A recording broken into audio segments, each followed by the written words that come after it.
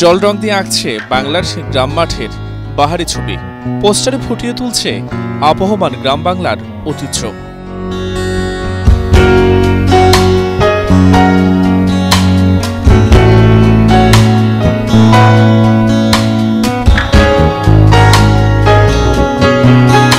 রাত পেরুলেও মহা ধুমধামে নববর্ষকে বরণ করতে এমন ব্যস্ততা চারুকলার শিক্ষার্থীদের। প্রতিবারই বৈশাখ আসলেও এবার ঈদ আর বৈশাখের মিতালি যোগ করেছে বাড়তি আনন্দ। তাই যেন কিছুই কমতি রাখতে চান না চারুকলার শিক্ষার্থীরা। কাল্পনিক চিত্র, টুইন পাখি, পেঁচা, বাঘ, মাস্ক সহ বিভিন্ন ধরনের পশু পাখির আদলে মুখোশ তৈরি হচ্ছে মঙ্গল শোভাযাত্রার জন্য।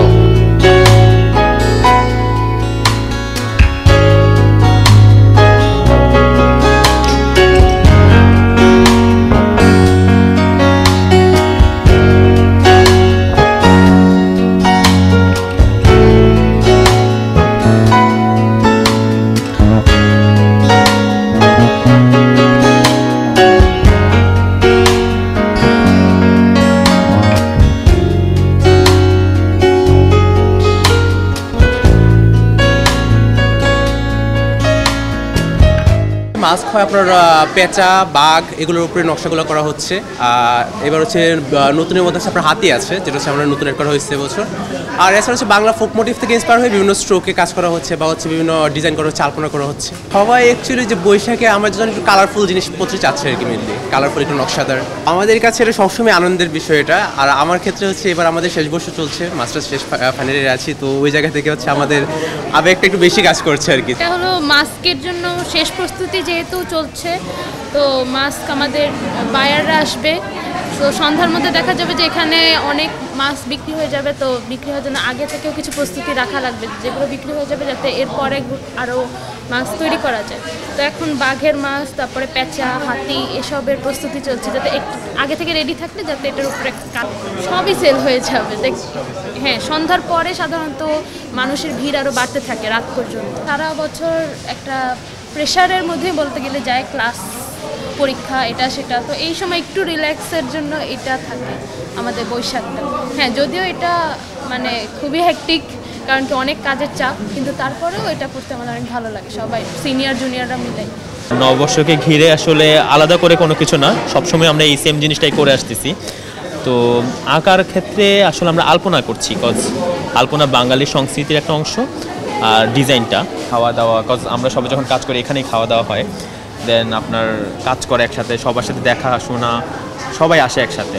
সো অ্যালুমনাইরা যারা আছে, পুরনো আর্টিস্ট যারা আছে, তারা সবাই আসে। সো আমেজটা অনেক মজাদার। বার্তাটা আসলে সবসময় সেম থাকে, যে আমরা আমার ঐতিহ্যটাকে বারবার ভুলে যাই, যাতে না ভুলি। আর হচ্ছে যদি বিষয় আসে যে ঐতিহ্য ভুললে বা কী হবে, বাট আমাকে চিনতেছে আমার ঐতিহ্য দেখে। সে একটা মানুষ যখন কিছুদিন আগে যখন আমরা যখন কথা বললাম যে টাঙ্গাইল শাড়ি তো বাংলাদেশের, কেন ইন্ডিয়া নিয়ে গেলো, তো সেটাই হচ্ছে সমস্যা, যে আমরা ঐতিহ্যকে ভুলে গেলে অন্যজন আমার ঐতিহ্য নিয়ে যাবে। মানে সব জায়গার বাঙালি মানুষ যারা আছেন তাদের কাছেও এটা একটা উৎসব। মানে মঙ্গল শোভাযাত্রার জন্যই তো সব প্রিপারেশন। মঙ্গল শোভাযাত্রা যদি না হয় তাহলে মনে হয় যে বৈশাখটা পরিপূর্ণ হচ্ছে না। তো এটার গুরুত্বটা অতখানি কি। নববর্ষে রং বেরঙের শৈল্পিক কর্মযজ্ঞ দেখতে ছুটে এসেছেন বিভিন্ন বয়সী মানুষ। শিক্ষার্থীদের নান্দনিক শিল্পকর্ম ভিন্ন আমেজ সৃষ্টি করেছে।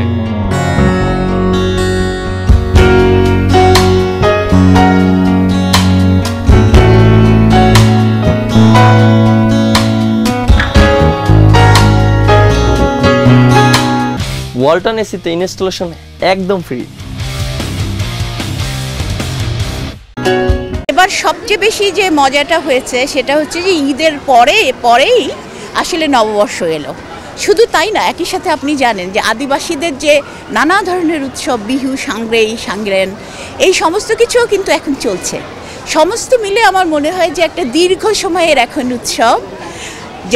যেমন বাঙালিদের উৎসব, তেমনি পাহাড়ে, তেমনি সমতলে, সব জায়গাতেই একটা উৎসব চলছে। তবে চারুকলার শিক্ষার্থীরা প্রতি বছরই এই কাজটা করে। এবছর আবার ওরা এমনকি ঈদের ছুটিতে কেউ যায়নি। ঈদের এই পুরো ছুটিটার মধ্যে ওরা কিন্তু এখানে ছিল, থেকে এই যে এই ছবিগুলো এঁকেছে, তারপরে এই মুখোশ টুকোশ তৈরি করতে হবে, এই যে মঙ্গল যাত্রার যে পুরো আয়োজন সেটা করতে হবে, সেটা ওরা করেছে। তো আমার কাছে আজকে দেখে খুব ভালো লাগছে, এই কিছুদিন বেশ ফাঁকা ছিল, আজকে যে এত মানুষ এর মধ্যে আসলে অন্তর্ভুক্ত হতে এসেছেন, এটা দেখে খুব ভালো লাগছে।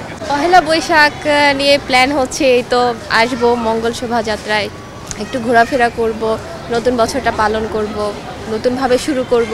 দেখলাম যে বিভিন্ন ওয়াল পেন্টিং করা হয়েছে, যে রিক্সা চিত্রগুলো, তারপর মাটির সরা, বিভিন্ন হচ্ছে মুখোশ, তারপর প্রতিকৃতি, এগুলো তৈরি করা হয়েছে, এগুলোই দেখলাম। ঈদ আর বৈশাখীর দুই আনন্দে মাতবে মানুষ। মুস্তাফিজ রহমান, এটিএন বাংলা, ঢাকা।